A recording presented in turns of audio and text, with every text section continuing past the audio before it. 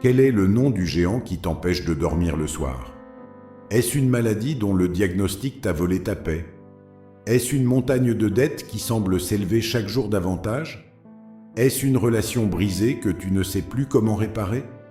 Est-ce une peur profonde, si profonde que tu n'oses même pas la nommer, qui te paralyse depuis des mois? Chacun d'entre nous a son Goliath. Un problème qui semble trop grand, une situation qui semble sans issue, un ennemi qui semble invincible. Mais aujourd'hui, je veux te parler d'un jeune berger qui a regardé le géant le plus redouté de son époque droit dans les yeux, et qui a vu quelque chose que personne d'autre ne voyait. Il ne voyait pas un géant de 3 mètres. Il voyait un ennemi qui osait défier le Dieu vivant. Et cette différence de perspective, cette façon de voir, a tout changé. Laisse-moi te peindre la scène. La vallée d'Éla. D'un côté, l'armée d'Israël. Des milliers de soldats entraînés, armés, expérimentés, terrifiés. De l'autre côté, l'armée des Philistins, avec en avant-garde Goliath. Presque 3 mètres de hauteur, une armure de bronze, une lance comme un arbre, un bouclier porté par quelqu'un d'autre. Depuis 40 jours, chaque matin et chaque soir, Goliath sort et crie vers l'armée d'Israël « Choisissez un homme qui descende vers moi. S'il peut me battre, nous serons vos serviteurs. Mais si je le bats, vous serez nos serviteurs. » 40 jours. Et personne n'a bougé. Même Saül, le roi le plus grand et le plus fort d'Israël, était paralysé par la peur. Et au milieu de ce tableau de terreur, un jeune berger arrive. Pas pour combattre, pour apporter à manger à ses frères. Il entend les cris de Goliath. Il voit l'armée reculer. Et il demande « Qui est ce Philistin incirconcis pour défier l'armée du Dieu vivant ?» David voit ce que tout le monde a oublié. Ils ont tous les yeux fixés sur la taille du géant. David a les yeux fixés sur la grandeur de son Dieu. Dans les prochaines minutes, je vais te montrer comment changer ta perspective. Comment regarder ton Goliath non plus avec tes propres yeux, mais avec les yeux de la foi. Et je te garantis, à la fin de cette vidéo, tu ne verras plus tes problèmes de la même manière. Parce que la taille du géant ne change pas. Mais la taille de ton Dieu dans ton cœur, ça peut changer. Et ça change tout. Commençons par comprendre la stratégie principale de Goliath. Ce géant n'avait pas encore combattu. Il n'avait encore blessé personne. Il n'avait pas encore brandi son épée. Et pourtant, toute l'armée d'Israël était paralysée. Comment? Par la voix. Goliath criait vers l'armée d'Israël. Pendant 40 jours, 2 fois par jour, matin et soir. 40 jours de cris, 40 jours de menaces, 40 jours de paroles d'intimidation. Et la Bible dit « Saül et tout Israël furent consternés et saisis d'une grande frayeur. » Le géant n'avait encore rien fait. Mais sa voix avait déjà fait le travail. C'est la stratégie numéro 1 de l'ennemi. Et elle n'a pas changé depuis des milliers d'années. L'intimidation. Avant même que le combat commence, avant même que le problème se réalise vraiment, la voix de la peur commence à parler. Tu ne vas jamais t'en sortir. C'est trop grand pour toi. Regarde ce que tu as déjà essayé, et ça n'a pas marché. Les autres ont réussi, pas toi. Tu n'es pas assez fort, pas assez intelligent, pas assez spirituel. Ces voix, tu les connais. Elles parlent surtout la nuit. Elles s'amplifient dans le silence. Elles grossissent ton problème jusqu'à ce qu'il remplisse tout ton horizon. Et pendant que tu écoutes ces voix, ton géant grandit. Remarque quelque chose d'important dans le texte biblique. Goliath ne s'adressait pas à un soldat spécifique. Il criait vers l'armée d'Israël. Il parlait à tous. Mais chaque soldat entendait le cri de Goliath comme s'il lui était adressé personnellement. C'est de moi qu'il parle. C'est moi qu'il va détruire. Je suis celui qui ne peut pas gagner. Et c'est exactement ce que fait la peur. Elle personnalise les menaces générales. Elle te convainc que tu es spécialement dans la ligne de mire. Et la première action spirituelle de David, même avant de prendre sa fronde, c'est de refuser l'intimidation. Il n'écoute pas Goliath comme une vérité. Il l'écoute comme un blasphème. Qui est ce Philistin incirconcis pour défier l'armée du Dieu vivant? David requalifie le problème. Il ne dit pas « Goliath est trop grand pour nous ».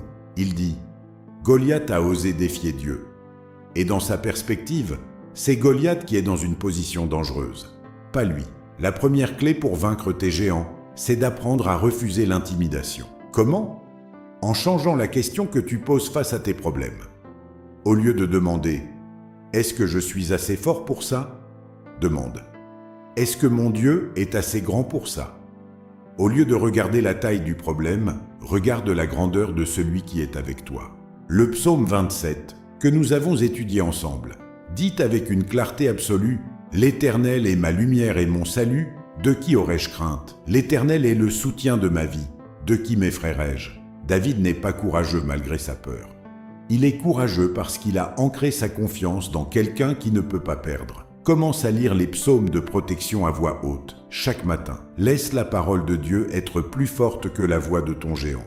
Mais avant d'affronter Goliath, David doit affronter quelque chose de bien plus difficile, ses propres frères et le roi d'Israël.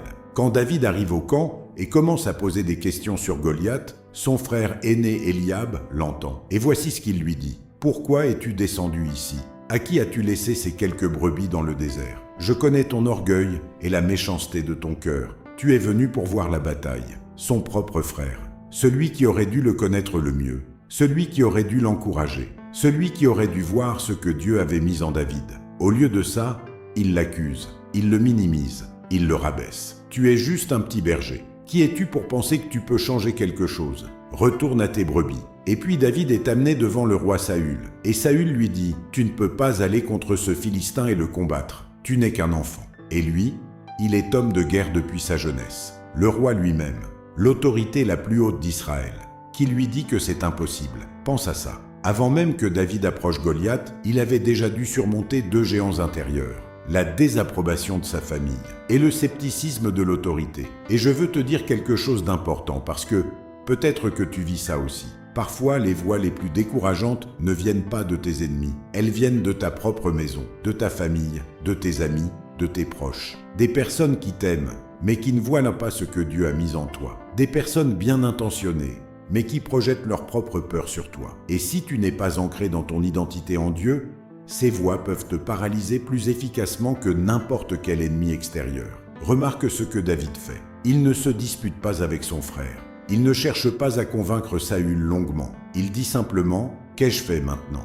N'était-ce pas pour une raison valable ?» Et il tourne son regard vers autre chose. Il ne laisse pas les opinions des hommes définir ce qu'il peut ou ne peut pas faire. Et puis vient le moment de l'armure de Saül. Saül, voulant aider, revêt David de son armure, son casque de bronze, sa cuirasse. Et David essaie de marcher. Et il dit « Je ne peux pas marcher avec tout cela. Je n'en ai pas l'habitude. » Et il enlève tout. Il reprend sa tunique de berger, son bâton, sa fronde, 5 pierres lisses. C'est l'une des leçons les plus profondes de cette histoire. L'armure de Saül était bonne. Elle était conçue pour protéger. Elle avait fonctionné pour Saül. Mais elle n'était pas faite pour David. Et quand David a essayé de se battre avec les outils de quelqu'un d'autre, il ne pouvait même pas marcher. Tu ne peux pas gagner tes combats avec les méthodes du monde. Tu ne peux pas vaincre tes géants en copiant les stratégies de quelqu'un d'autre. Dieu t'a équipé d'une manière spécifique, avec tes propres dons, tes propres expériences, ton propre parcours avec Dieu. Ce qui a fonctionné pour quelqu'un d'autre n'est peut-être pas ce que Dieu a prévu pour toi. David avait une fronde. C'était son outil, son domaine de compétence.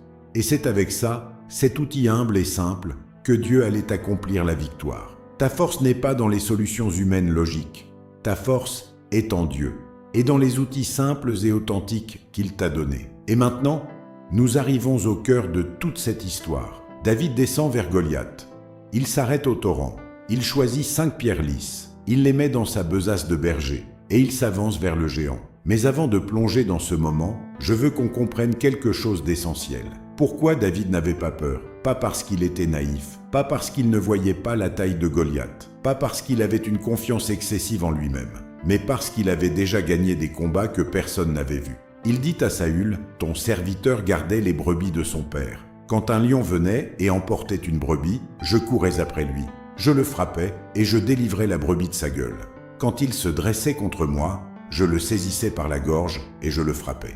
Un lion, un ours, dans les champs, la nuit, seul, quand personne ne regardait. Ces victoires dans l'ombre, personne ne les avait applaudies. Personne ne les avait célébrées. Personne ne les avait même vues.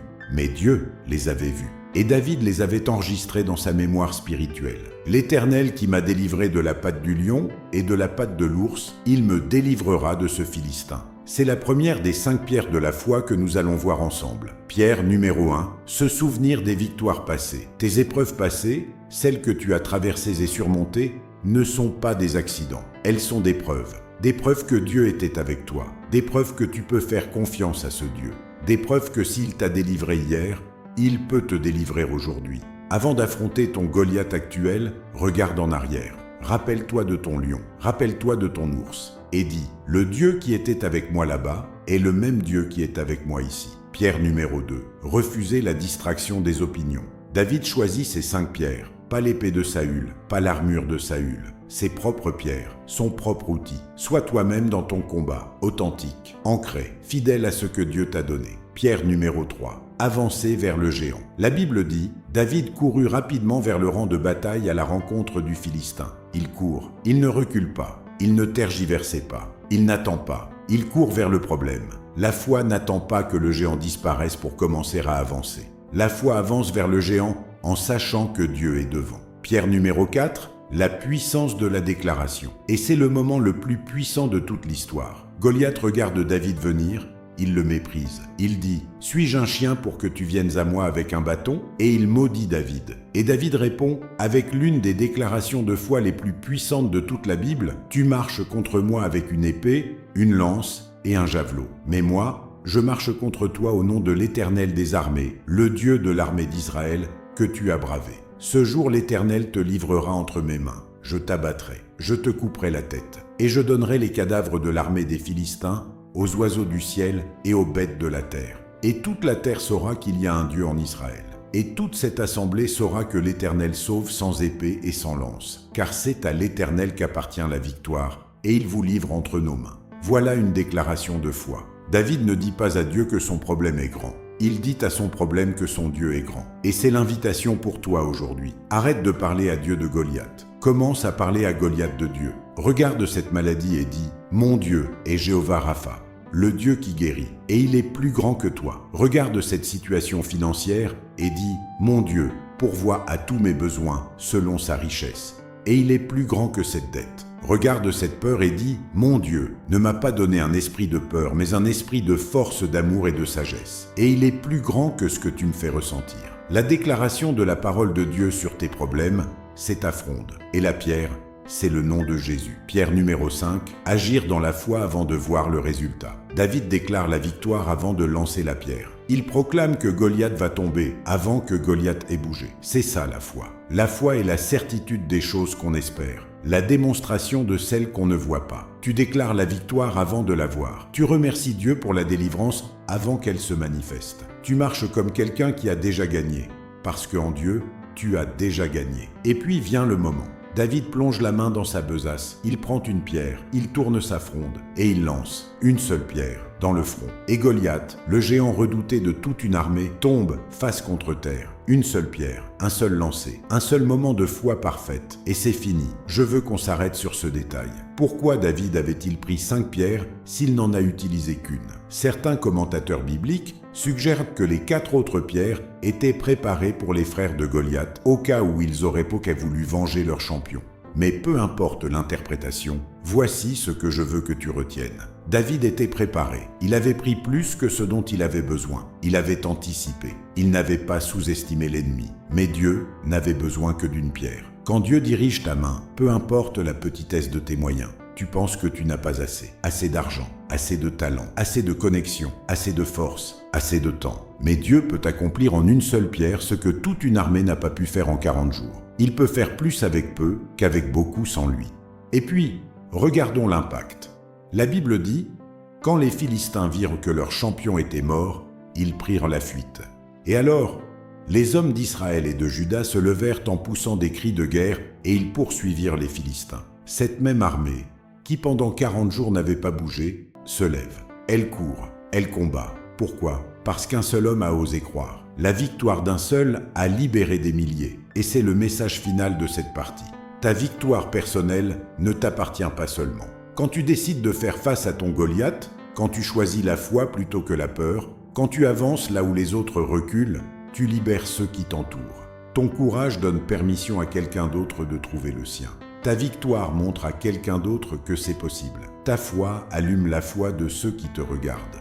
Tu ne sais pas combien de personnes attendent de voir ton Goliath tomber pour oser affronter le leur.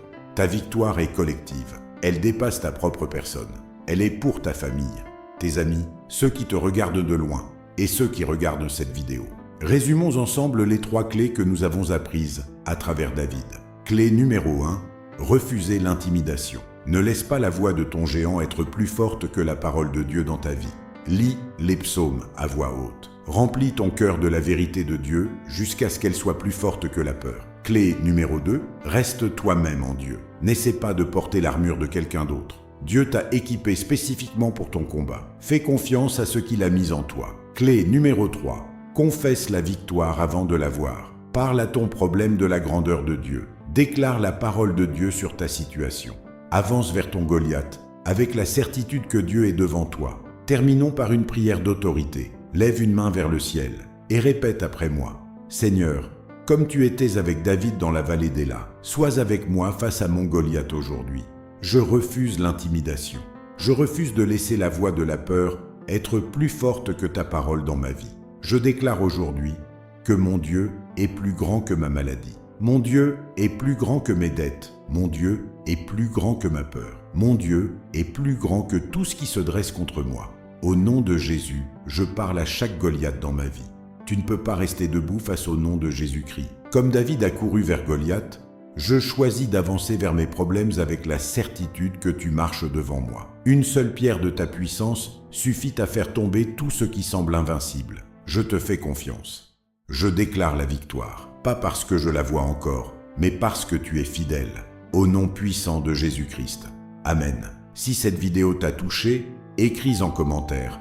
Le nom de mon Dieu est plus grand que mon problème. C'est ta déclaration de foi. Celle-là, proclame-la, crois-la. Partage cette vidéo à quelqu'un qui fait face à un Goliath en ce moment. Tu ne sais pas à quel point ces minutes peuvent changer sa bataille. Et abonne-toi à Guidé par la Bible parce que la prochaine vidéo va continuer à t'équiper pour marcher dans la victoire. Ton Goliath va tomber, pas parce que tu es fort, mais parce que ton Dieu est grand.